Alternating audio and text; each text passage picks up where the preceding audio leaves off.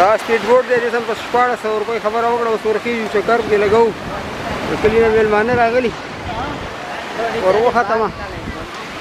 قرار هلکه د اوبو نه ډک دی پراټوکوله نه کوم پکې ناست دی یا الله خیر وکړي دا خوږې خوږې مې نه شم اړولی ښځې مزې ډېرې دي امیر صاحب چکر ولګوئ روان یو چکر له ځو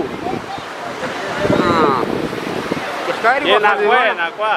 हाँ दिक्का लगाओ भाई ये दिक्का कहीं ना उभो तक कहीं बोला दुकानी दा खसी जुड़े पमंगे लाओ पर खरीदी भी खूब सिलाम भी